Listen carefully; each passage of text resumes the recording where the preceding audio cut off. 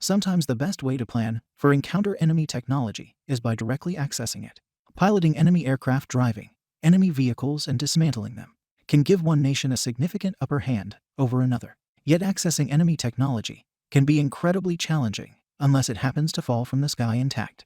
In 1988, something like that pretty much did occur though, when the French captured two Soviet perused Mi-25 hind the helicopters in Chad.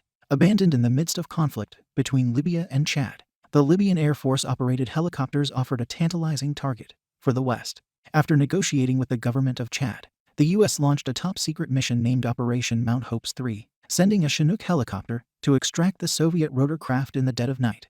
Conflict in the region can be traced back to the start of Muammar Gaddafi's claim that Strip in northern Chad belonged to Libya, a claim born from a non-ratified treaty from 1935 between Italy, which controlled Libya, and France, which controlled Chad. This geographic assertion had been presented as well during the reign of King Idris I, which resulted in an attempt to invade and occupy the Strip in 1954. In that instance, French were able to halt Libyan aggression.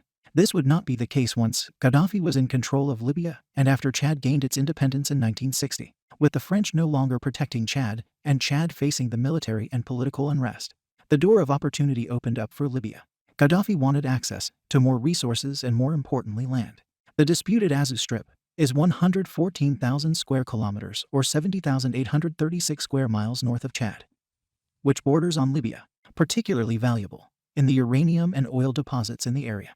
By 1970, Gaddafi was funding Front de Liberation Nationalité Chad with help from East Germany and the Soviet to cause discord within the rival nation. Collaboration, compounded with the Soviet desire to expand the Soviet spirit influence, resulted in Libyan acquisition of Soviet Mi-25s. Gaddafi continued to meddle in Chad with both direct attacks and support of rebel factions. In 1986, the different Chad factions almost entirely stopped fighting each other and jointly turned their attention towards recovering territory controlled by Libya and showing an unprecedented level of unity. After 15 years of extended conflict, the United States and France assisted the now unified Chadian forces in ousting the invaders. In March of 1987, Chadi and armed forces of the North took over an Air Force base held by Libya at Wadi Doum with help from the US and France.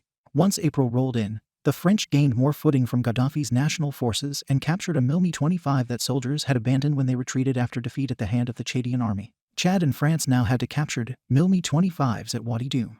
The Central Intelligence Agency had a deep interest in retrieving one of those two vehicles. The Department of State began a relatively long negotiation with Chad. The exact gains Chad made from granting the American request to take the rotorcraft are not clear. However, rumors suggested at least $1 million and a batch of missiles were turned over to the African nation. Chad agreed to give the U.S. the helicopter. It would not participate in its transportation, which would take place using a Ch-47 Chinook. Rights to recover the other captured Mi-25 were granted to the United Kingdom. The Ch-47 is a tandem rotor transport helicopter designed by Boeing in 1957. It was developed as a replacement for the Sikorsky CH-37 Mojave, featuring a gas-powered turbine instead of a piston engine. The first few prototypes were considered too light for transportation and too heavy for attack missions. Upon improvements, the helicopter was introduced to the U.S. Marine Corps of what was then the Ch-46C Knight. In 1961, Boeing gave the Army a new and large model. It was tested on September 21, 1961, and was subsequently ordered into production. Although the Chinook has seen modifications throughout its lifetime, the helicopter is typically equipped to carry cargo in the fuselage or to lift underslung loads by means of 3 external cargo hooks. When first adopted by the Army, the Chinook could travel a speed of up to 170 knots or 196 miles per hour, which made it faster than other utility and assault helicopters at the time. The first time the U.S. used them in conflict was during the Vietnam War, when it was used to place artillery batteries in otherwise inaccessible mountains. Yet by some accounts, the mission to extract the Mi-25 Hind D marked the first time a Chinook was used by the Army in a major capacity. As the declassified top-secret report at the mission states, it was one of the, quote, regiment's earliest successes and the first major operation utilizing the mighty Chinooks. The United States had limited access to threatening technology held by hostile counterparts during the 1980s, and the opportunity to extract a Soviet Mi-25 from Chad was not one it could pass on.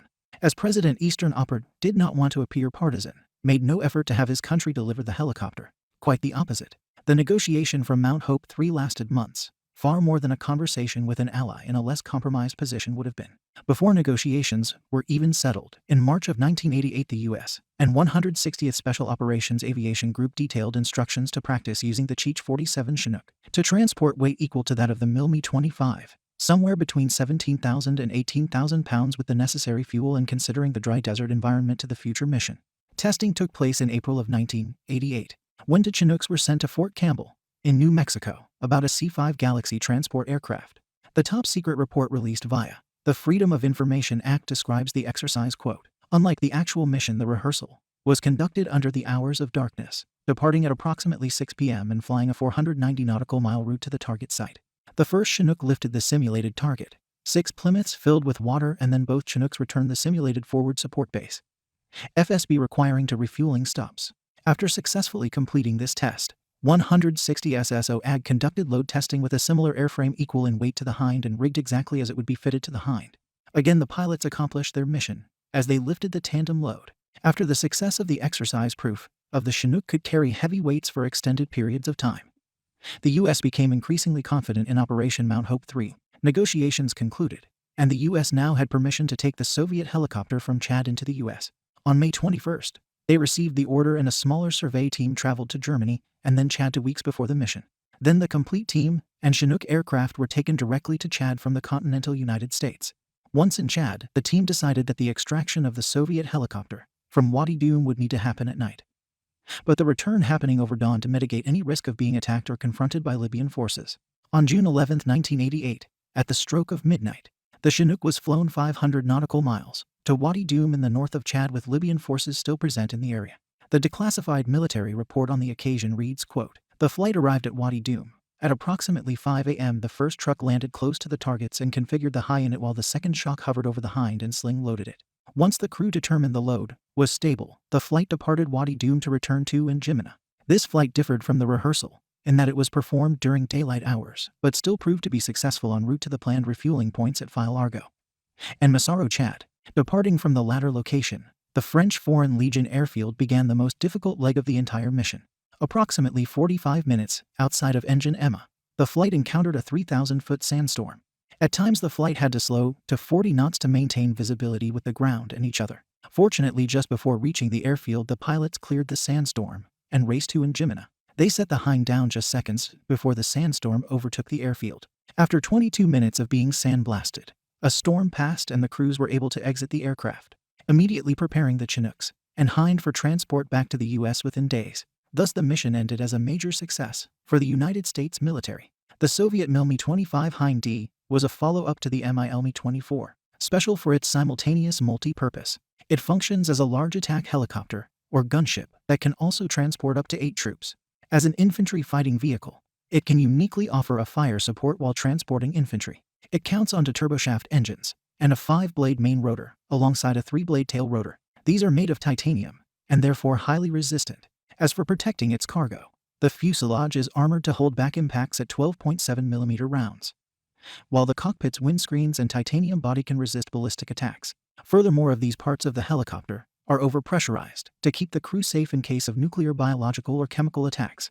It's important to note that NATO member countries are thought to have no real rival counterpart to the Mi-25 that can perform as both an armored attack helicopter and a transport helicopter, raising the importance of Operation Mount Hope III at the time.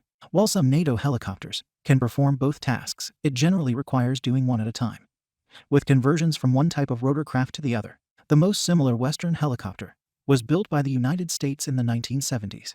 The Sikorsky S-67 Black Hawk, which, although being fast, agile, and capable of both attack and transport, was never pushed into production due to an unexpected accident during a demonstration in 1974. For many, the Mi-25 Hind D has been the only deployed rotorcraft of its kind, a true assault helicopter. The success of Operation Mount Hope III allowed the U.S. Army to investigate its secrets and components up close.